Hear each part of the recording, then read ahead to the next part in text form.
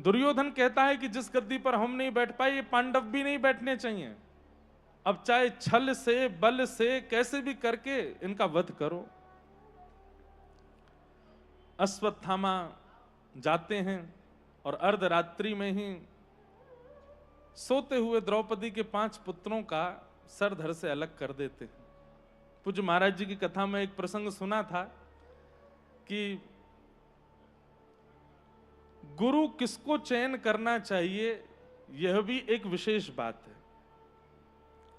कई लोग अश्वत्थामा की तरह होते हैं। अश्वत्थामा ने क्या किया, बोले वो विचार करने लगा कि कैसे मारूं। तभी उसने देखा कि एक वृक्ष के ऊपर एक घोंसले में छोटे छोटे नवजात बालक थे पक्षी के, और विशेष रूप से जो कौवा होता है, कौवा और कोयल, उनके छोटे छोटे बालक। और उल्लू रात में जगता है तो उस ढूंढ ढूंढ करके विशेष रूप से कौवा जो होता है इसी का ही वो वध करता है। और उसके पीछे एक पंचतंत्र की कथा भी पूज्य महाराज जी ने सुनाई थी। उल्लू ने जब सोते हुए उन बालकों को मारा तो उनको देख करके अश्वत्थामा कहता है, बोले ये तरीका बढ़िया है। जागते हुए प्रकाश रूप में पांडवों के साथ में युद्ध करना बड़ा मुश्किल है, लेकिन सोते हुए अर्धरात्रि में इन पांडवों को मैं मार सकता हूं। आप कहेंगे इसमें इतनी विचार की बात क्यों है? क्योंकि विचार की बात है कि यह धर्म युद्ध है। यहां सूर्यास्त के बाद युद्ध नहीं होता। सूर्यास्त के बाद किसी एक दूसरे पर प्रहार आदि नहीं किया जाता। यह धर्म से लड़े जाने वाला युद्ध है। अर्धरात्रि में अश्वत्थामा गए, लेकिन भगवान पांडवों को लेकर के हंस दर्शन करने के लिए गए। सोते हुए द्रौपदी के 5 पुत्र वहीं थे। अश्वत्थामा ने आकर के अंधेरे के कारण पहचान नहीं पाया, 5 पुत्रों का वध कर दिया। ले जाकर के उनके शीश जब दुर्योधन को दिखाए हैं, दुर्योधन बोले, अरे ये तूने कहा कि ये तो हमारे कुल का एक प्रकार से पूर्ण संहार हो गया। ये द्रौपदी के निर्दोष 5 बालक हैं, इनको नहीं मारना था। अब तो हमारे कुल में कोई जल देने वाला भी नहीं बचा। अत्यंत शोक और अत्यंत प्रसन्नता दोनों एक साथ हुई दुर्योधन को। क्यों प्रसन्नता? इस बात की कि जैसे ही देखा कि अश्वत्थामा आया है और कह रहा था कि मैंने 5 को मार दिया, तो प्रसन्नता। और जब पता चला कि द्रौपदी के 5 पुत्र हैं तो शोक। दुर्योधन की मृत्यु हो गई। लेकिन प्रातःकाल होते ही जब पता चला कि 5 निर्दोष बालकों को मार दिया किसी ने, रो रही है द्रुपद सुता। और उस समय क्रोध में भर करके अर्जुन खूब प्रतिज्ञा लेता है, तुम रो नहीं, मैं वचन देता हूं, जिसने भी मारा है मैं उसको जीवित छोड़ूंगा नहीं।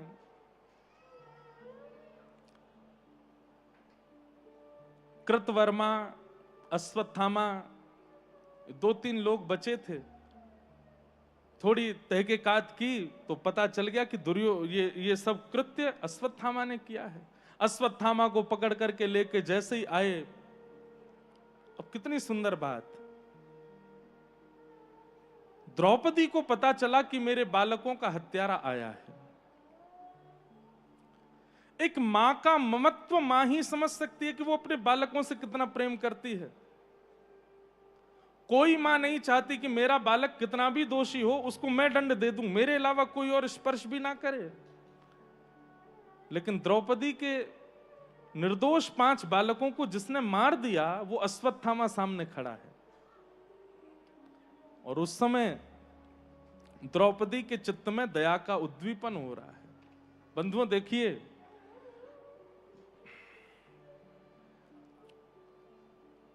सामान्य परिस्थिति में दया होना, सामान्य परिस्थिति में सहज होना, विनम्र होना, दीन होना, ये सब कर लेते हैं। लेकिन असामान्य परिस्थिति में आप कैसा व्यवहार करते हैं वो ठाकुर जी देखते हैं। किसी के अंदर बहुत दया है, लेकिन असामान्य परिस्थिति होती है, प्रतिकूल परिस्थिति होती है, तो कई बार वे भी निर्दयी हो जाते हैं।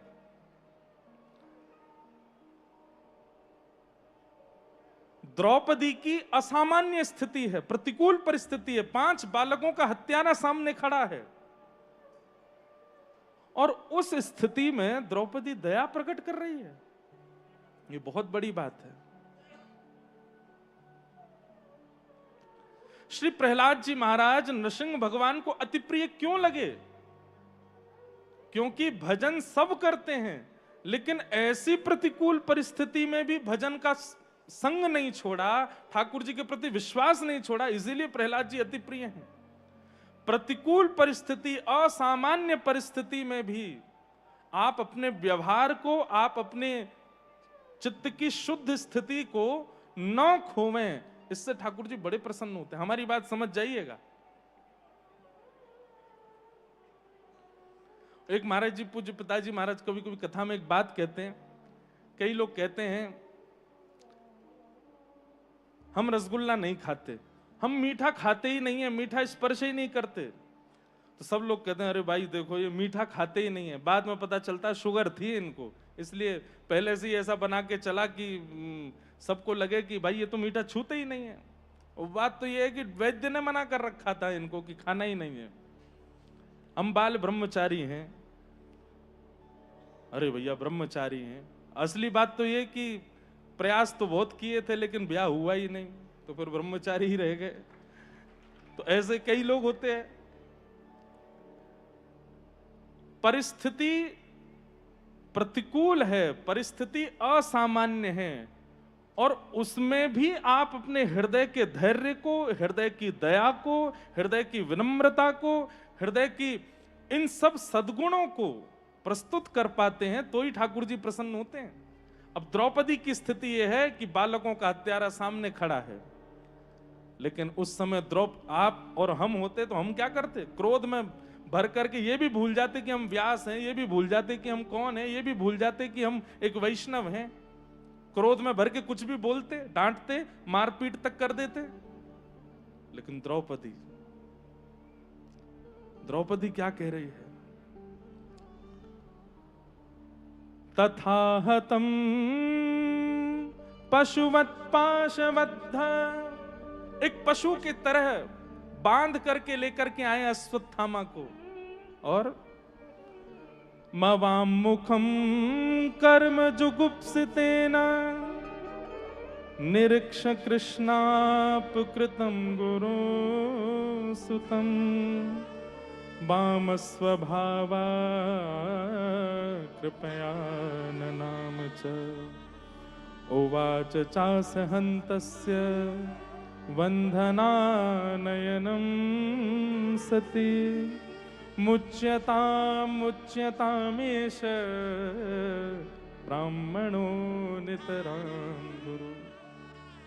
प्रतिकूल परिस्थिति जब हमारी होती है तो हम सामने वाले व्यक्ति के साथ पशुवत व्यवहार करने में भी संकोच नहीं करते। अश्वत्थामा ने निर्दोष बालकों को मारा, उसके हाथ पैर बांधे हैं, घसीटते हुए लेकर के आ रहे हैं, और यहां किसी को दया नहीं आ रही है। क्यों? सब लोग कह रहे हैं ये इसी के लायक है, इसने बालकों की हत्या की है।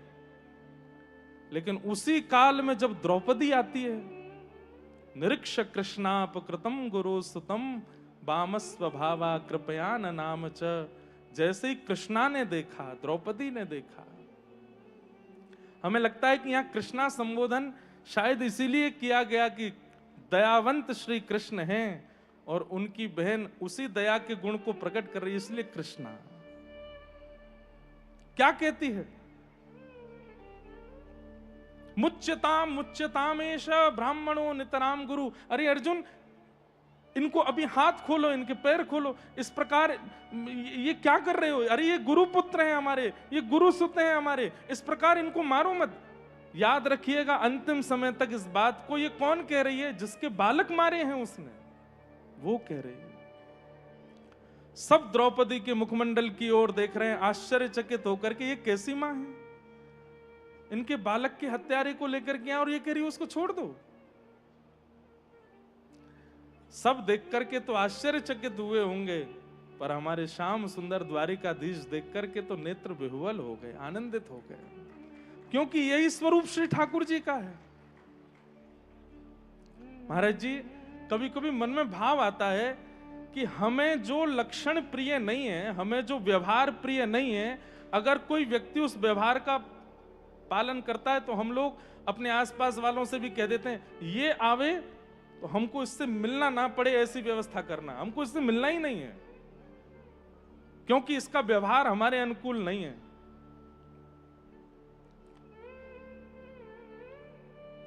लेकिन हम और यहां बैठे अधिकतर लोग सब वो व्यवहार करते हैं जो ठाकुर जी को प्रिय नहीं है। लेकिन कभी जानकी नाथ जी अपना द्वार बंद नहीं करते, सबसे मिलते हैं, सब पर कृपा करते हैं, सबको देखते हैं।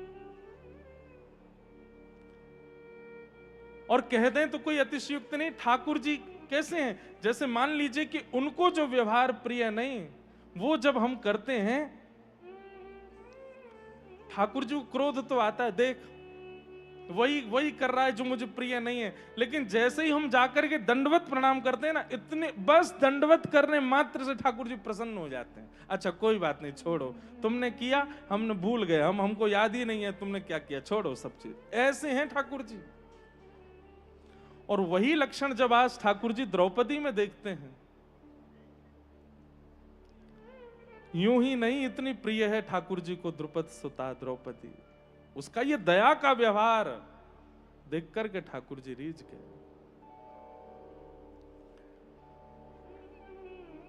क्यों नहीं मारना चाहिए, इसके पीछे खूब सुंदर विवेचन किया द्रौपदी ने।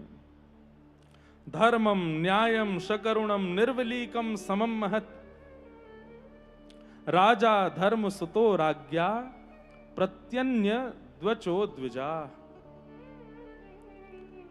धर्म, न्याय, करुणा, निष्कपटता, समता, इन सब का विचार करके ही किसी को दंड देना चाहिए। अनेक बातें कही द्रौपदी ने, सब बातों को सुनकर के सब स्तब्ध रह गए और अंत में द्रौपदी ने यही कहा कि इन्हें मत मारो, ये गुरुपुत्र हैं, इन्हें मत मारो, ये ब्राह्मण हैं, इन्हें मत मारो। क्यों? क्योंकि एक मां के एकमात्र सहारे पुत्र है और पुत्र मृत्यु का क्या वेदना एक मां को होती मुझे पता है, इसलिए इनको मत मारो। अनेक भाव कहे और सब भावों को सुनकर के सब द्रौपदी के पक्ष में, पर अर्जुन अभी संशय में है, मैं क्या करूं। ठाकुर जी की ओर देखा और कहा, नाथ कृपा करें, मैं क्या करूं।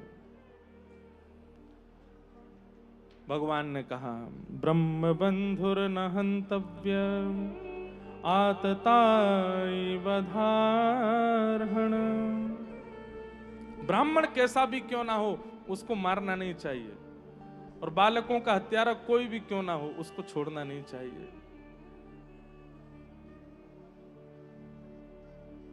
वास्तव में ठाकुर जी संकेतात्मक शब्दों में बात करते हैं। जैसे कहते हैं समझदार को इशारा काफी, तो ठाकुर जी इशारे में ही बात करते हैं।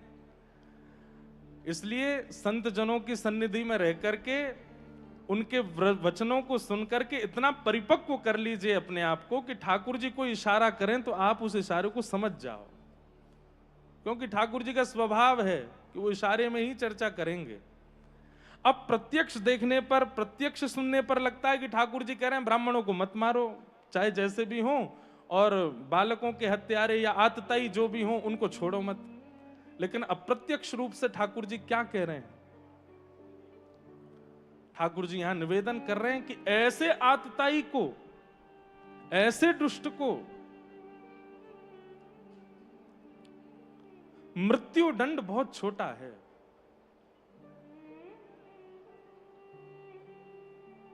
मृत्यु से भी बड़ा दंड क्या है संसार में? मृत्यु से भी बड़ा दंड क्या है संसार में?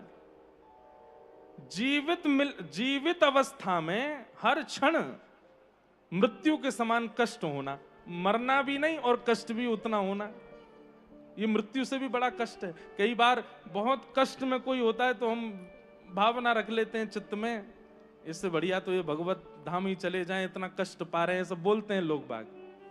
इसका मतलब क्या है? मृत्यु एक प्रकार से स्वतंत्रता है, मृत्यु एक प्रकार की मुक्ति है।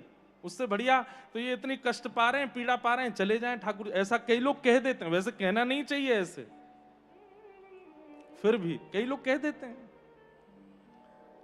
ठाकुर जी मानो संकेत कर रहे हैं कि इतने दुष्कर्मी के लिए, ऐसे आतताई के लिए मृत्यु दंड नहीं है अर्जुन। ये जीवित भी रहे, और जब तक जीवित रहे तब तक पीड़ा में ही रहे, तभी इसके द्वारा किए गए कृत्य का इसको दंड मिलेगा।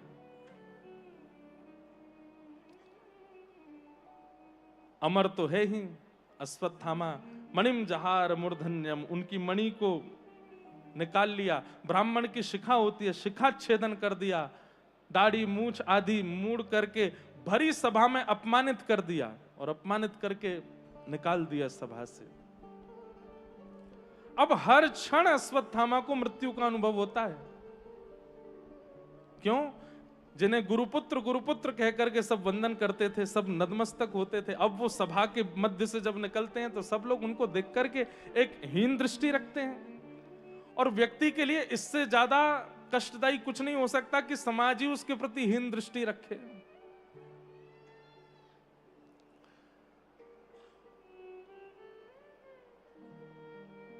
सब क्रियाएं हुई, ठाकुर जी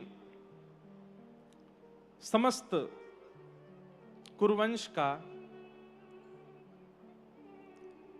पांडवों के द्वारा यथोचित जैसा होना चाहिए वैसा सब पिंडदान आदि सब कराते हैं। तत्पश्चात जैसे ठाकुर जी द्वारिका जाने के लिए प्रस्थान करने के लिए तैयार होते हैं, तभी अश्वत्थामा के चित्त में आता है कि इन पांडवों ने अच्छा नहीं किया मेरे साथ, मैं इनके वंश को यही नष्ट करूंगा।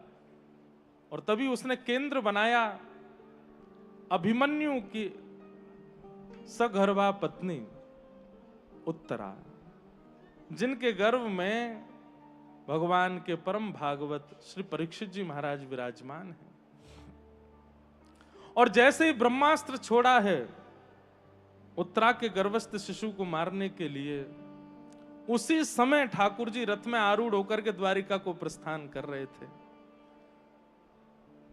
जैसे ही उत्तरा ने देखा ये ब्रह्मास्त्र मेरे गर्भ के बालक को नष्ट करने आ रहा है, वहां पर अर्जुन खड़े हैं, युधिष्ठिर खड़े हैं, सब जन खड़े हैं, पर उत्तरा किसी के पास नहीं गई है।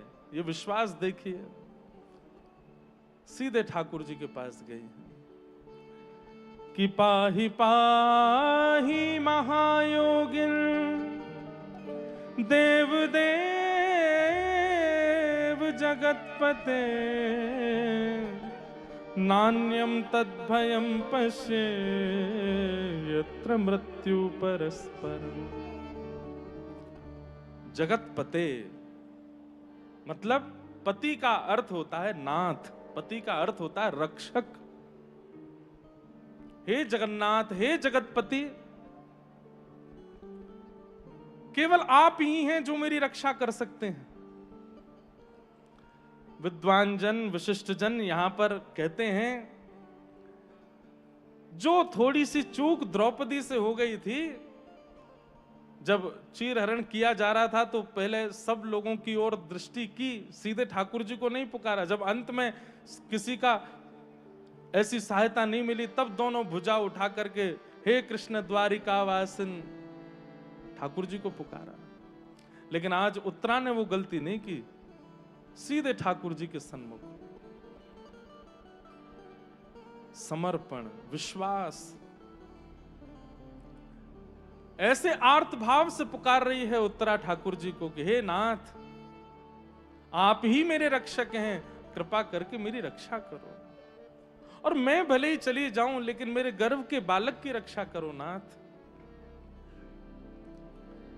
ठाकुर जी के सन्मुख जब दोनों भुजा उठा करके पुकारा, भगवान एक रूप से तो बाहर ही खड़े हैं और एक रूप से सूक्ष्म रूप धारण किया, और उत्तरा की प्राण वायु में प्रविष्ट करके, गर्भ में प्रवेश करके भगवान ने अपनी चक्रा नाम की गदा को इतनी द्रुत गति से घुमाया कि आकाश से आ रहा ब्रह्मास्त्र वहीं नष्ट हो गया, और गर्भ के बालक परीक्षित की रक्षा हो गई। बोलो भक्त वत्सल भगवान की।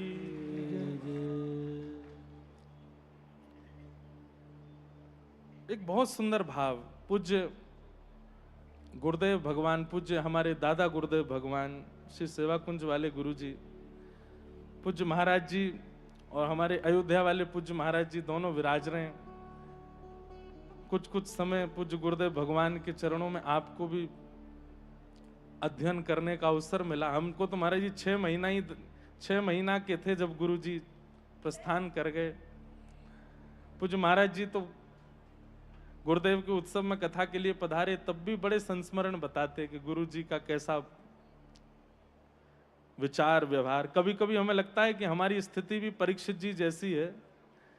जैसे परीक्षित जी 10वें स्कंद में जाकर के सुखदेव जी से कहते हैं कि हमें विस्तार से बताइए ठाकुर जी के बारे में, ऐसे ही हम भी सोचते हैं कि हम पर कृपा तो गुरुदेव भगवान की है, लेकिन उनका अनुभव इतना नहीं कर पाए।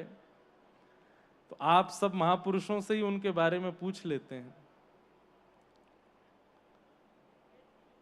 गुरुदेव भगवान एक जगह कहीं छोटी छोटी किताबें हैं गुरु जी की, जहां उन्होंने कुछ भाव प्रस्तुत किए हैं। वहां एक जगह वे वर्णन करते हैं कि परीक्षित की भगवान ने रक्षा क्यों की। कोई कहे कि एक गर्भवती माता पर दया करके भगवान ने रक्षा की, तो कितनी माताएं हैं जिनके गर्भ के बालक हैं, पर सबकी रक्षा ठाकुर जी नहीं कर पाते। पर परीक्षित की रक्षा की इसके पीछे मूल कारण क्या है? गुरु जी अपने भाव से लिख रहे हैं कि ठाकुर जी जानते हैं कि कालांतर में ये हमारी कथा के श्रोता हैं, जो गर्भ में विराजमान हैं परीक्षित, ये हमारी कथा के होने वाले श्रोता हैं। और उसी बात की पूर्णता में गुरु जी कहते हैं कि जो कोई भी जीवन में एक बार भी भागवत जी की कथा में गया है, उसको ये प्रमाणित रूप से मान लेना चाहिए कि ठाकुर जी ने ही उसकी रक्षा करके उसको यहां तक पहुंचाया है। क्योंकि ठाकुर जी को पता है कि ये एक श्रोता है, ये कभी ना कभी थोड़ी देर ही सही कथा जाके सुनने वाला है, इसलिए ठाकुर जी उसकी रक्षा करते हैं। कल रात्रि महाराज जी हम लोग कहीं गए, हमारे डीडवाना का स्थान था, वहां दर्शन के लिए गए। तो हमारे पंडित जी लोग सब सो रहे थे। जिस कक्ष में सोए, रात्रि में पंखा घूमते घूमते द्रुत गति से नीचे गिरा, और ये लोग इतनी गहरी नींद में सो रहे थे कि कोई नहीं, एक पंडित जी उठे, बस की आवाज काय की हुई, तो देखे तो पंखा चरणार बिंदों में रखा था। अभी सुबह उठ करके हमसे बोले, महाराज जी कल रात्रि हो सकता था कि हमारा अंतिम मिलन होता आपसे। मैंने क्यों? बोले सुबह सुबह पंखा टूट के ऐसे गिरा, लेकिन ऊपर नहीं गिरा, हम लोगों का स्पर्श भी नहीं हुआ, दूर जाके गिरा। तो मन में भाव आया, श्री गोवत जी महाराज कह रहे थे कि हो सकता है कोई जीव बैठा होगा ऊपर, उसने देखा कि भाई ब्रजवासी ब्राह्मण सब आए हैं, इनके दर्शन से उद्धार हो गया होगा, इसीलिए वो पंखा टूट के गिरा। लेकिन अभी अभी मन में भाव आया, वे सब यहां भागवत जी का पाठ कर रहे हैं, और भागवत जी के पाठक सब विप्रवर हैं। ठाकुर जी रक्षा इसीलिए कर रहे होंगे क्योंकि ये भागवत जी के श्रोता और भागवत जी के पाठक हैं। अगर किसी भी प्रकार की इनको कोई दिक्कत हो गई तो कल का पाठ कैसे होगा, कल की कथा ये कैसे सुनेंगे? इसलिए ठाकुर जी ने उनकी रक्षा की।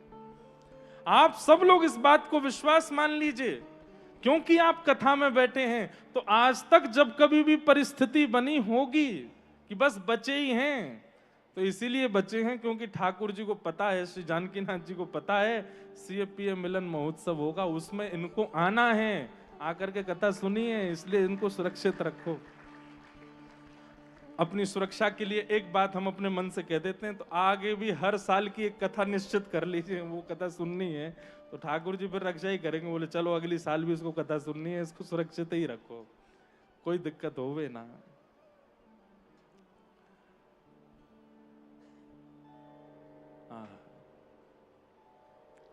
भगवान ने उत्तरा के बालक की रक्षा की, और ये वही बालक हैं जिन्होंने जन्म बाद में लिया है, ठाकुर जी का गर्भ में दर्शन पहले किया है, श्री परीक्षित जी महाराज। ये सब क्रिया करके ठाकुर जी जैसे ही द्वारिका को प्रस्थान करने लगे, ब्रह्मास्त्र आकाश में ही नष्ट हो गया। कुंती ने भगवान की स्तुति गाई है। भगवान रथ में आरूढ़ होकर के जैसे ही जाने लगे, बुआ सामने आ गई और ठाकुर जी से बोली, सबसे मिल लिया, आप हमसे नहीं मिलेंगे। कुंती भी भगवान को बहुत प्रिय है। ठाकुर जी बोले, कहो बुआ। बोले, ऐसे नहीं, नीचे उतर के आओ, थोड़ी चर्चा करनी है आपके साथ। ठाकुर जी अपने रथ से नीचे उतरे और कुंती कहती है, आज मुझे अपने हृदय के भाव प्रकट करने दीजिए कि नमस्ये पुरुषं त्वाद्यं ईश्वरं प्रकृते परम अलक्ष्यं सर्वभूतानां अंतर्बहिरवस्थितं कि माया जवनिका छन्न माज्ञादोक्षजमव्ययम् न लक्ष्यसे मूढदृशा नटो नाट्यधरो यथा कि तथा परमहंसानां मुनीनां ममलात्मनां भक्ति योग विधानार्थं कथम पश्येम हि स्त्रियः। बहुत सुंदर स्तुति गाई है। कुंती अपनी स्तुति का प्रारंभ प्रणाम से करती हैं और स्तुति का विश्राम भी प्रणाम से, नमस्ये, नमस्ते। मानो पहला संकेत श्री कुंती जी कर रही हैं कि कोई भी वैष्णव जगत का भक्त ठाकुर जी को केवल एक वस्तु प्रस्तुत कर सकता है, बाकी वो जो कुछ भी प्रस्तुत कर रहा है सब ठाकुर जी का है। आप केवल एक चीज देते हैं ठाकुर जी को, क्या? दोनों हाथ जोड़ करके सिर झुका के प्रणाम, बस। इसके अलावा और कुछ भी आप जो कर रहे हैं वो सब अतिशयोक्ति है, सब ठाकुर जी का है। न मन मतलब अब ये मन हमारा नहीं है नाथ, इस पर अधिकार आपका है। हाथ जोड़ के सर झुका करके ठाकुर जी के सामने दंडवत करने का यही भाव है कि नाथ अब तक ये मन हम इसको अपना मानते रहे, इसने अपने मन अपने भाव से हमसे जो कुछ भी कराया, आज हम आपके सामने दंडवत करते हुए नमन करते हैं। अब ये मन हमारा नहीं, आपका है। इसके अलावा आप कुछ नहीं दे सकते ठाकुर जी को। देना चाहिए, मना नहीं है, अर्पित करना चाहिए। मंदिर है, स्थान है, आश्रम है, उसकी वृद्धि के लिए वहां पर कुछ क्रियाकलाप होते रहे, वहां पर ब्राह्मण संत सेवा चलती रहे, उसके लिए करना चाहिए। पर यह भावना नहीं कि ठाकुर जी ले रहे हैं। ठाकुर जी तो केवल आपका नमन लेते हैं, उसके अलावा कुछ नहीं। और आप कुछ और दे भी नहीं सकते, सब ठाकुर जी का। जैसे बुआ ने प्रणाम किया, ठाकुर जी बोले, बुआ मोए आपको प्रणाम करना चाहिए, आप मोको प्रणाम काय को कर रही हो, आप तो मेरी बुआ हो। कुंती बोली, जब पता चल जाए कि हमारे भतीजे राजा जो हैं वो साक्षात परमात्मा हैं तो फिर प्रणाम ही करेंगे ना। अरे आपको कैसे पता चल गई कि मैं परमात्मा हूं? बोले, ये जो लीला जो आपने अभी गुप्त रूप से की मैंने देखी। ये उत्तरा के गर्भ के बालक की रक्षा किसने की? अरे वो तो वाको भजन है, वाको धर्म है, वाके साधन है, वाते वाकी रक्षा। भाई बोले, हमें मत बनाइए। आप सब प्राणी मात्र के भीतर विराजमान हैं और दिखने वाली हर वस्तु में विराजमान हैं। आप बाहर भी हैं, भीतर भी हैं, आपसे ही सब कुछ है। आप साक्षात परमात्मा हैं। मैं आपको प्रणाम करती हूं। मानो ऐसा लगता है कि कुंती जी के इस भाव पर ठाकुर जी प्रश्न कर रहे हैं, अच्छा बुआ मैं परमात्मा हूं? तो कुंती जी कहती हैं, हाँ परमात्मा हूं। अच्छा परमात्मा हूं तो मैया फिर बुआ एक बात बता, परमात्मा तो सब जगह होवे, तो फिर दिखे काई को ना है? और मैं द्वारिका जा रहा हूं तो तुम सबरे इतना विरह काई को कर रहे हो? मैं तो परमात्मा हूं ना, भले एक स्वरूप से चलो जाऊंगा द्वारिका, दूसरे रूप से यहीं रहूंगा, तो फिर ये विरह क्यों, इतनी व्याकुलता क्यों? अगर मैं परमात्मा हूं तो मेरी उपस्थिति सब जगह होनी चाहिए, और सब जगह अगर मैं हूं तो मैं दिखता क्यों नहीं हूं? ठाकुर जी ही प्रश्न कर रहे हैं। कुंती जी उत्तर दे रहे हैं, माया जवनिका छन्न मज्ञादोक्षजमव्ययम्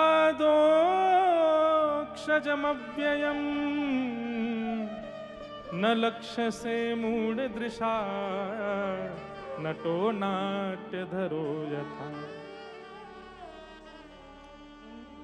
माया, हे लाला, तुम परमात्मा हो, तुम्हारा निवास सब जगह है, पर तुम दिखो काई को ना हो। बोले जैसे कठपुतली का नृत्य कराने वाला व्यक्ति एक पर्दा लगा के पीछे बैठता है और कठपुतली की रस्सी धागे अपने उंगलियों से बांध लेता है। बहुत ध्यान से सुनना। इसलिए कभी कभी वैष्णवों को खूब कथा भी श्रवण करनी चाहिए, आचार्य सन्निधि में रह करके उनकी बातें बड़े ध्यान से सुननी चाहिए, क्योंकि ठाकुर जी मिलेंगे, आपके लड्डू खाएंगे, आनंद करेंगे। इतना ही नहीं, अगर मिल गए और ठाकुर जी ने कोई प्रश्न कर लिया तो कुंती जी की तरह आपके पास देने के लिए उत्तर भी होने चाहिए। कुंती कितना अच्छा समाधान कर रही हैं। ठाकुर जी ने प्रश्न किया नहीं, पर भावना है ऐसी मेरी कि ठाकुर जी ने पूछी होगी कि अरे बुआ, अगर मैं सब जगह हूं तो फिर दुखूं काहे को ना हूं, बताओ। तो कुंती कह रही हैं, बोले जिस प्रकार कठपुतली का नृत्य कराने वाला और दर्शनार्थियों को लगता है कठपुतली रो रही है, हंस रही है, बैठ रही है, चल रही है, सब क्रिया कर रही है, लेकिन वास्तविकता यह है कि कठपुतली के पीछे एक पर्दा है और पर्दा के पीछे एक व्यक्ति है जो अपने हाथों में उंगली में रस्सी बांध के सबको नचा रहा है। देखने वाले को लगता है कि देखो कठपुतली नाची, रोई, हंसी, बैठी, लेकिन उसी समय कोई पर्दा हटा दे तो प्रत्यक्ष पता चल जाएगा कि कठपुतली तो भैया गुड्डा गुड़िया हैं, ये तो पीछे बैठो आदमी अपनी उंगली से इनको नचा रहा है। ठीक वैसे ही हे नाथ, ये पूरी चराचर ब्रह्मांड आपकी कठपुतली है। आप अपने हाथों में ही धागे बांध करके एक माया का पर्दा आगे रख करके पीछे बैठे हैं और पीछे बैठ करके सबको नचा रहे हैं। हमें लगता है देखो वो करोड़पति बन गया, हमें लगता है देखो वो रो रहा है, हमें लगता है उसके चोट लग गई, हमें लगता है देखो उसके साथ ऐसा हो गया, लेकिन वास्तविकता में ये सब के कारणभूत आप हैं। और दिखते इसलिए नहीं क्योंकि माया का पर्दा है। लेकिन कोई सदगुरु जीवन में आ जाए, कोई आचार्य चरण आप पर अगर रीझ जाएंगे तो उस माया के पर्दे को हटा देंगे, और जैसे माया का पर्दा हटेगा आपको स्पष्ट दिखने लग जाएगा कि ये इनकी क्रिया नहीं है, ठाकुर जी इनसे करा रहे हैं, ये भी इसका अस्तित्व नहीं है, ये भी ठाकुर जी करा रहे हैं। देखो वहां भी ठाकुर जी खड़े हैं, वो भी ठाकुर जी की लीला है, ये भी ठाकुर जी की क्रिया है। जित देखूं उतित श्याममयी, आप सब जगह हैं, पर आपका अनुभव क्यों नहीं होता? माया के कारण।